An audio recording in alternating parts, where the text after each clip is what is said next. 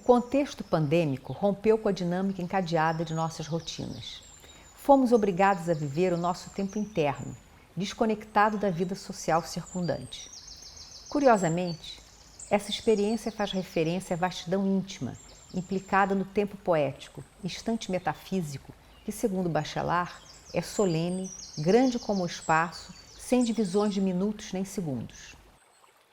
Vivenciar esse instante fora do comum, tão ansiado por artistas e poetas, é também cruel e assustador.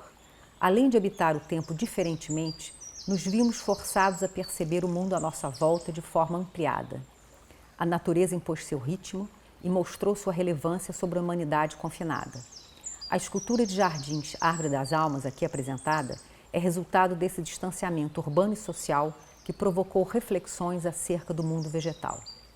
A análise do processo criativo e bioinspirado dessa escultura propõe uma investigação dos processos artísticos sob uma perspectiva intuitiva e onírica, na qual a comunicação acontece de forma sensorial e mimética, quase mágica, engendrando semelhanças tal como ocorre na natureza.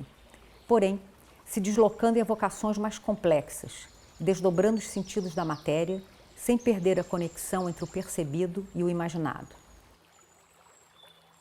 O filósofo Walter Benjamin sustenta que as correspondências suscitadas pelas semelhanças deixaram de ser legíveis pelo homem moderno, ficando sem importância para nossas atividades cotidianas, porque perdemos ao longo do tempo a nossa capacidade de magia, que incluía a leitura dos sinais emitidos pela natureza. Na prática artística, o discurso complexo da arte, em consonância com a natureza indomável que nos cerca, permanece sabendo decifrar o sentido das correspondências, das sinestesias, das semelhanças extrasensíveis que outrora guiaram os homens em harmonia com o mundo natural.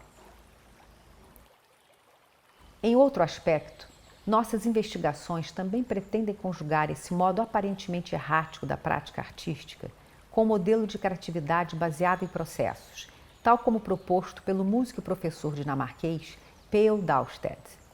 Trabalharemos com a noção de negociação entre o conceito da obra e sua realização material para refletir sobre as idas e vindas dos processos criativos.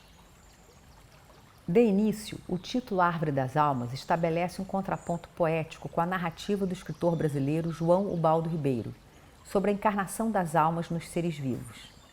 Elas ficariam em poleiros, tal como os pássaros, se lançando sobre recém-nascidos de todas as espécies para ganhar uma existência corpórea.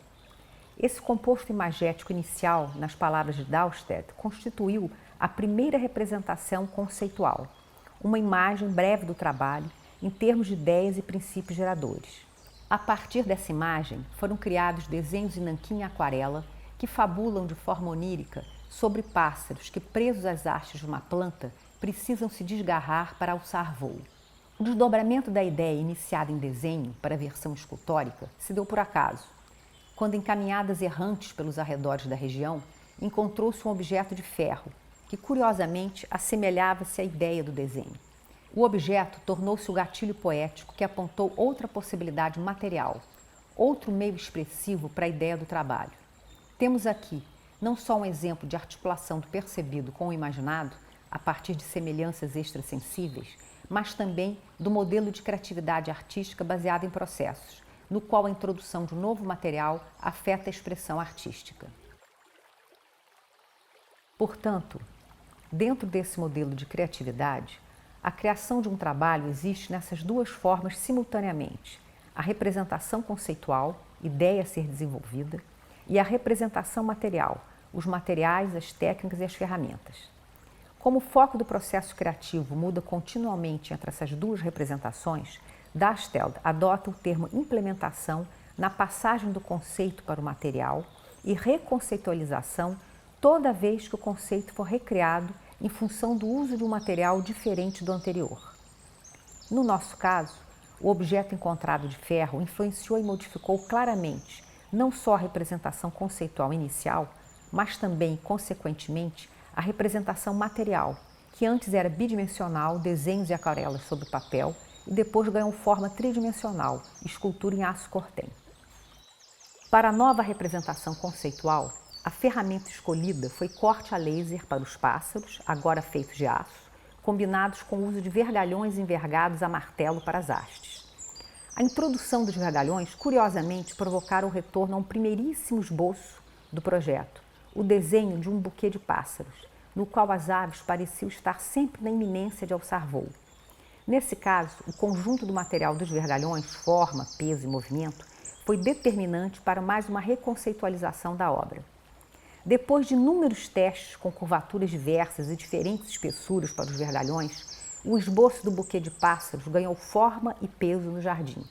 E na sua base, misturada aos caules de ferro, fizemos nascer outro buquê, este vivo e verde, fazendo parecer que dele brotaram os caules de aço.